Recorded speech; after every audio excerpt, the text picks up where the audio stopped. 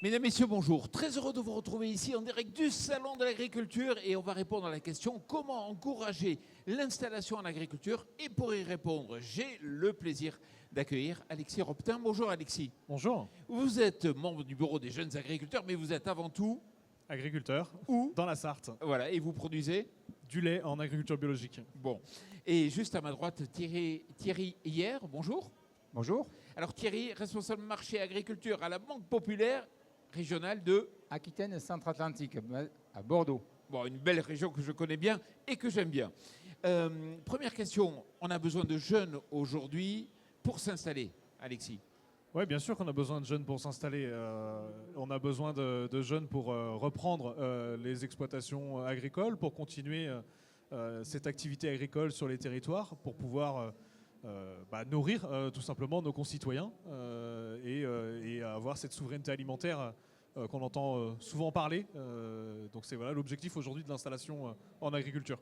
Alors on le sait, on parle partout aujourd'hui de la crise et tout ça. Est-ce que ce n'est pas une image défavorable pour un jeune qui aurait envie de s'installer? Il faut lui dire qu'il y a des possibilités quand même. Alors, la crise actuelle peut avoir un impact sur oui, les motivations, on va dire, des jeunes. Mais après, les citoyens et la population est derrière l'agriculture et soutient ces agriculteurs. Donc on a quand même des gens qui s'y intéressent. Il faut aujourd'hui reconnaître qu'il y a des points à améliorer, ça c'est certain, mais qu'il y a des opportunités, qu'il y a des vocations, qu'il y a des possibilités d'installation dans toutes les filières et dans toutes les régions de France aussi. Et puis quand on voit des modèles qui naissent de plus en plus, comme vous, la transformation, il y a quand même des opportunités qui rémunèrent. Oui, bien sûr. Il n'y a pas un modèle type d'installation. Ça va dépendre effectivement de la production, du territoire. Ça va dépendre de la diversification qu'on souhaite faire. Effectivement, avec une diversification, une transformation comme on a sur l'exploitation en fromage à partir du lait de nos vaches, ça permet de sécuriser une partie de la production, de sécuriser une partie du revenu aussi de l'exploitation. Donc bien sûr, il y a plein de choses possibles. En fait, il faut prendre le temps de réfléchir son projet pour pouvoir arriver à construire quelque chose de solide et puis de l'adapter en fonction de ce qu'il y a autour de nous. Alors Thierry, pourquoi une banque comme Banque Populaire a souhaité justement s'intéresser et accompagner l'installation? D'abord, il faut rappeler qu'en France, nous perdons des agriculteurs chaque année. De moins en moins d'agriculteurs, plus de 20% ont perdu en 10 ans. Ça fait presque 50% en 20 ans. Donc c'est important. On a besoin de renouveler ces effectifs pour déjà assurer la souveraineté alimentaire de notre pays. C'est important. Aujourd'hui, l'alimentation, ça devient presque une arme de guerre. Donc il faut être indépendant. C'est essentiel. Bon. Chez nous, pour les banques, c'est important aussi de renouveler nos fonds de commerce parce que malheureusement, nos fonds de commerce ils sont le reflet de ce qui existe sur le marché. Et donc, nous perdons des clients naturellement parce que des agriculteurs arrêtent de travailler, prennent leur retraite, vendent leur activité, changent d'activité ou parfois nous quittent aussi. Et donc, c'est important de renouveler les effectifs et nous sommes très attachés à l'installation, à aller chercher des jeunes agriculteurs parce que c'est aussi un modèle sociétal qui nous convient bien, qui correspond aux enjeux de la Banque Populaire avec un respect de l'environnement notamment. Ce sont des agriculteurs qui entreprennent dans les régions, dans les milieux ruraux, au plus près de villes et qui participent à l'activité économique locale. C'est très important. Et donc, nous sommes une banque mutualiste ancrée aussi dans les territoires avec des agences un peu partout sur notre territoire. Et nous avons besoin d'accompagner cette économie locale. Et de votre côté, c'est important d'être accompagné par une banque? C'est essentiel d'être accompagné par une banque ou par plusieurs banques. Aujourd'hui, l'investissement en agriculture, il nécessite énormément de partenaires financiers aussi, parce que les coûts de reprise, d'installation, de diversification des exploitations sont importants. Et on a besoin d'avoir ces partenaires autour de nous pour pouvoir conforter ces projets-là et accompagner ces projets de territoire pour pouvoir continuer d'animer la ruralité. Ce que disait Thierry est juste, c'est que on a besoin d'installer dans les territoires aussi pour ça en fait. C'est l'économie locale de nos campagnes, issue de nos communes, les écoles et ainsi de suite. Ils passent par l'installation d'agriculteurs dans les territoires et au plus près de la population. Thierry, on a vu le pourquoi vous accompagnez et le comment maintenant. Comment vous aidez justement à l'installation? Alors d'abord, on s'appuie sur un réseau de conseillers spécialisés sur le territoire.